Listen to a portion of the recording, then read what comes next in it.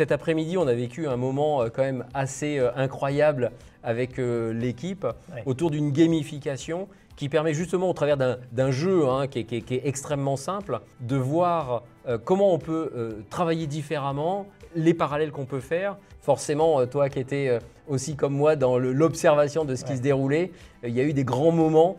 Quels ont été ceux qui t'ont marqué Alors moi, ce que j'ai adoré déjà, c'est le plaisir, l'envie, la fierté de s'améliorer et puis ce souhait commun qui est d'y arriver. Donc ce qui a été assez bluffant, c'est cette capacité déjà à travailler entre équipes pluridisciplinaires, marketing, commercial, achat. Et donc on a eu ce moment où chacun des groupes a réussi à trouver son mode de fonctionnement. Ce qui est passionnant, c'est qu'en fonction des profils qu'on a eu dans chacun des groupes, le mode d'appropriation du jeu a été très différent dans chacun des groupes. Les moments clés, ce qui est assez génial, c'est le moment où ils comprennent que la réussite du jeu elle passe par le changement, la levée des paradigmes, et ils sont tout à fait conscients, et on voit dans leurs yeux qu'ils ont des pensées limitantes qui leur empêchent d'aller chercher l'extra ball, là où se passe la valeur ajoutée, là où on va craquer le modèle actuel pour aller chercher de la valeur.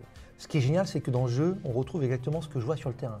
Ce dont je me rends compte, c'est qu'à chaque fois que j'appuie sur un bouton, que ce soit avec un membre du comité de direction ou avec un opérateur, je le vois mettre en œuvre à la fois les bonnes attitudes, avec la bonne méthode et le bon impact.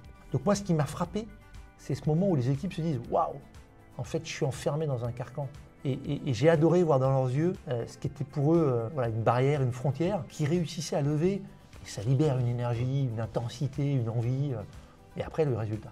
C'était carrément bluffant et moi j'ai adoré parce qu'on a vu des premiers gains arriver très très vite. Donc ils étaient satisfaits et en fait c'est un peu ce qu'on vit au quotidien, c'est qu'on va se satisfaire d'une chose et puis là quand on leur disait « Ouais mais en fait le marché passe plus de commandes, quoi. On ne doit pas être bon, il y a encore des choses à aller chercher ».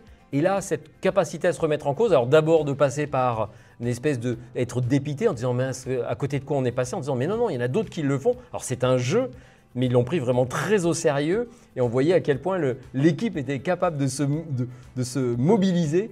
Et c'est vraiment des moments, je pense, qui vont en garder des enseignements en plus, au-delà du bon moment passé ensemble, aussi des enseignements parce que le quotidien ressemble un peu à ça quand même. Ce jeu, il permet de créer l'électrochoc. Quand le client te dit attends, non, vous n'êtes pas du tout à l'attendu, j'ai besoin de beaucoup plus.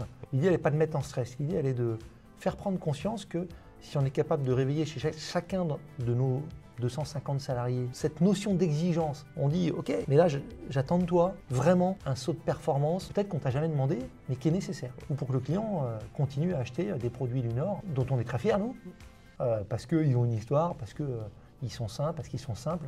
Et parce qu'ils sont bons. Là, le jeu, il permet vraiment de montrer en peu de temps que parfois la température elle est beaucoup plus élevée que ce qu'on imagine. Un réel plaisir. Écoute, une belle aventure d'engager, donc vraiment un grand plaisir et les équipes sont vraiment à fond, donc c'est top et une journée bien réussie toujours. Merci Cyril. Merci Bruno.